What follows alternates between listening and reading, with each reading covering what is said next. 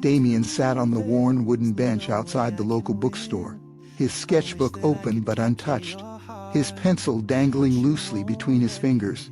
His eyes, however, were fixed across the street, where Stephanie stood in the soft glow of the cafe's window, her laughter spilling out as she chatted with a customer.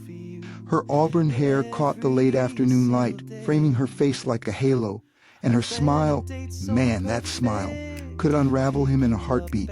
Stephanie was the barista at Brood Awakening, a small, cozy spot where Damien had become a regular, not for the coffee but for the chance to see her. She was everything he wasn't, vibrant, effortless, a whirlwind of warmth.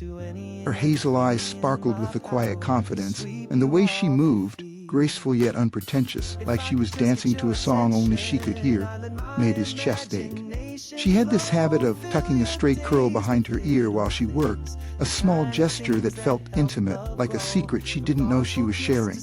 She remembered customers' names, their stories, their orders, and when she called out Damien, "Small cinnamon dolce latte," with that teasing lilt, he felt seen, even if just for a moment. In his daydreams, he was bolder. He'd walk into the cafe, catch her eye, and say something clever that'd make her laugh, that bright, unguarded laugh. He'd planned the perfect date, picking her up at 8, his old Mustang polished to a shine, him in a crisp button-down, holding the door as she slid into the passenger seat. They'd drive to the cliffs overlooking the coast, where he'd set up a picnic under the stars, the kind with fairy lights and her favorite lemon tarts. He'd walk on the traffic side of the sidewalk, shielding her from the world.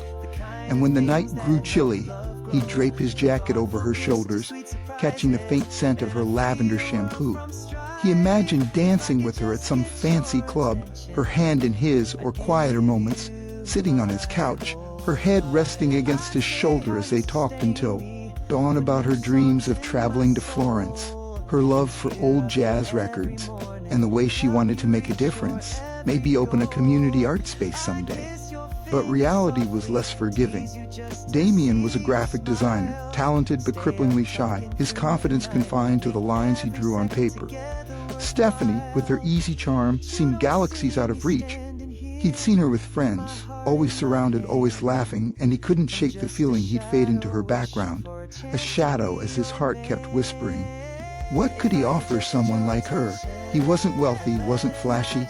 His car was a '97 with a temperamental radio, and his apartment was a cluttered mess of sketchbooks and half-finished canvases. Worse, he'd overheard her once talking about a guy she'd dated, a musician, all charisma and grand gestures. Damien couldn't compete with that. What stopped him most, though, was the fear she'd say no. Not just a polite no, but one that would shatter the fragile world he'd built in his head, where she might one day see him the way he saw her. Every time he got close, when she'd hand him his coffee and their fingers brushed, he'd rehearse the words, "Stephanie, would you maybe want to grab dinner sometime?" But his tongue would tangle, and he'd mumble thanks instead, retreating to his bench to sketch her from memory. Today, though, something shifted. She'd looked at him a second longer when she handed him his coffee, her smile softer, like she was waiting for him to say more.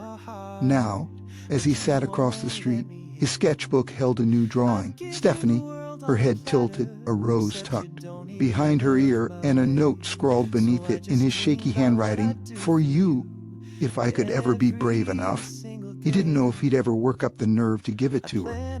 But for now, he let himself dream, the song in his head weaving promises of a life, where he'd wake up every morning to make her smile, where he'd be enough.